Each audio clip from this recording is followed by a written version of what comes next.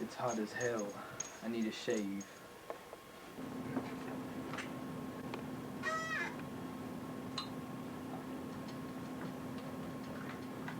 The other boys in the group should have this much beard too.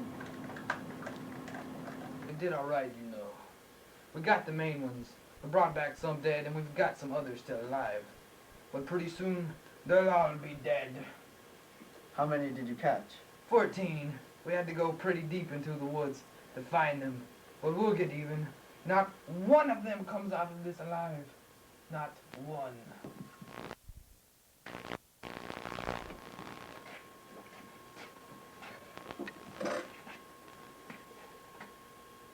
The town must have learned a lesson from what we did the other day. Yes. That was a fine show, eh? Very good.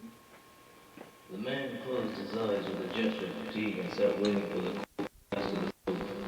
I had never had him so close. The day he ordered the whole town to file into the patio of the school to see the 4 rebels hanging there, I came face to face with him for an instant. But the sight of the mutilated bodies kept me from noticing the face of the man who had directed it all. The face I was now about to take into my hands. It was not an unpleasant face, certainly, and the beard, which made him seem a bit older than he was, didn't suit him badly at all. His name was Therese, Captain Therese, a man of imagination, because who else would have thought of hanging the naked rebels and holding target practice on certain parts of their bodies? I began to apply the first layer of soap. With his eyes closed, he continued. Without any effort, I could go straight to sleep. But there's plenty to do this afternoon. I stopped the lathering and asked with a lack of interest. A firing squad? Something like that, but a little slower. I got on with the job of lathering his beard. My hands started trembling again. The man could not possibly realize it, and this was in my favor. But I would prefer that he hadn't come. It was likely that many of our faction had seen him enter. And an enemy under one's group imposes certain conditions. I would be obliged to shave that beard like any other one, carefully, gently, like that of any customer, taking pains to see that no single pore emitted a drop of blood, being careful to see that the little tufts of hair did not lead the blade astray, seeing that his skin ended up clean, soft, and healthy so that the passing of the back of my hand over it could feel a hair. Yes, I was secretly a rebel, but I was also a conscientious barber and proud of the precisions of my profession, and this 4 days' growth of beard was a fitting challenge. I took the razor, opened up the 2 protective arms, exposed the blade, and began the job from one of the sideburns downward. The razor responded beautifully. His beard was flexible and hard, not too long, but thick. Bit by bit the skin emerged. The razor rasped along, making its customary sound as fluffs of lather mixed with bits of hair gathered along the blade. I paused a moment to clean it, then took up the strop again to sharpen the razor, because I'm a barber who does things properly. The man, who had kept his eyes closed, opened them now, removed one of his hands from under the sheet, felt the spot on his face where the soap had been cleared off. Come to the school today at 6 o'clock. The same thing as the other day? It could be better. What do you plan to do to them?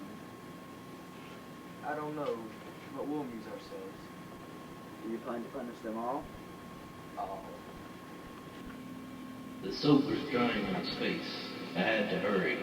In the mirror, I looked toward the street. It was the same as ever. The grocery store with 2 or 3 customers in it. Then I glanced at the clock, 2:30 in the afternoon. The razor continued on its downward stroke, now from the other sideburn down. A thick, blue beard. He should have let it grow like some poets or priests do. It would suit him well. A lot of people wouldn't recognize him, much to his benefit. I thought, as I attempted to cover the neck area smoothly, there, for sure, the razor had to be handled masterfully, since the hair, although softer, grew into little swirls, or curly beard, One of the tiny pores could not be opened up and tissue forth its pearl of blood. A good barber such as I prides himself of never allowing this to happen to a client. And this was a first-class client. How many of us had he ordered shot? How many of us had he ordered mutilated? It was better not to think about it. Torres did not know that I was his enemy. He did not know it, nor did the rest. It was a secret shared by very few, precisely so that I can inform the revolutionaries of what Torres was doing in the town and of what he was planning each time he undertook a rebel hunting excursion. So it was going to be very difficult to explain that I had him right in my hands and let him go peacefully, alive and shaved. The beard was now almost completely gone. He seemed younger, less burdened by years than when he had arrived. I suppose this always happens when men who visit barber shops. Under the stroke of my razor, Torres was being rejuvenated. Rejuvenated because I'm a good barber, and the best in the town, if I may say so. A little more lather here under his chin, on his Adam's apple, on this big vein. How hot is it getting? Torres must be sweating as much as I. But he is not afraid. He is a calm man who is not even thinking about what he's going to do with prisoners this afternoon. On the other hand, I, with this razor in my hand, stroking and re-stroking his skin, trying to keep blood from oozing from these pores, can't even think clearly. Damn him for coming, because I'm a revolutionary and not a murderer.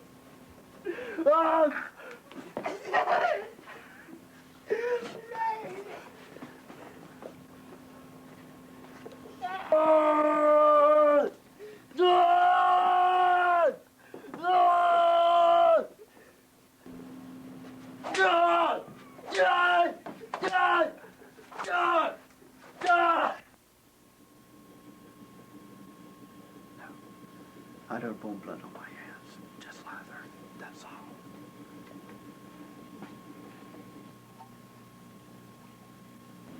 Thanks.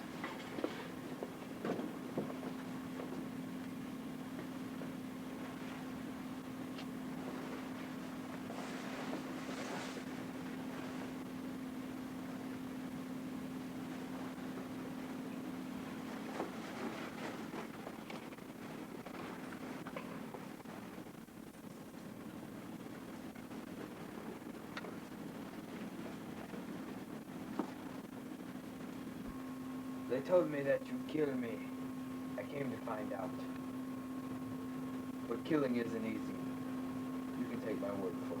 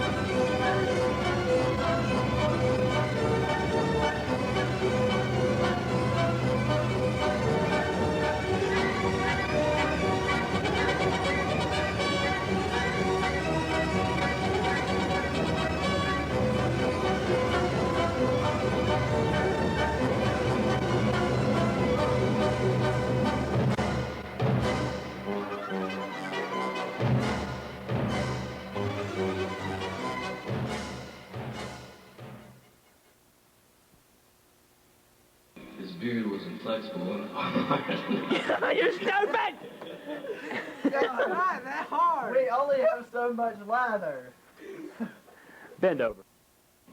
No!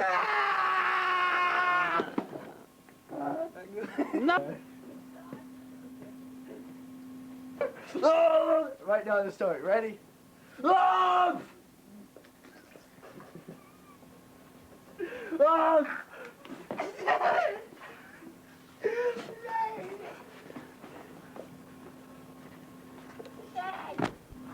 Filming? Yeah.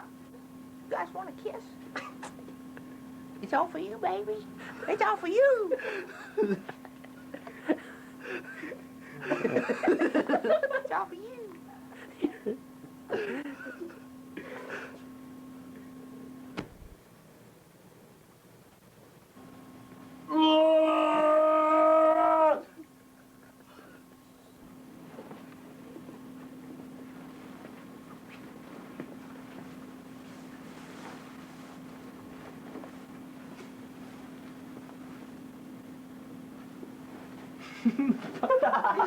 Is it good? Thanks.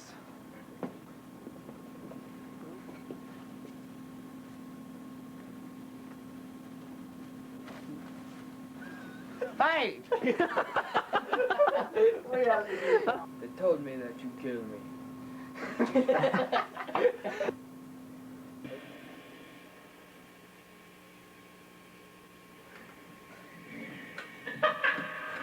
Ow!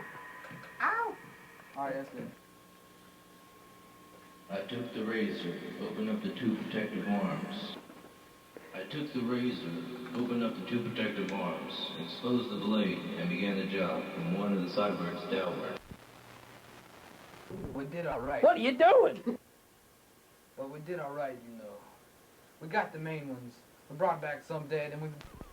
Very good.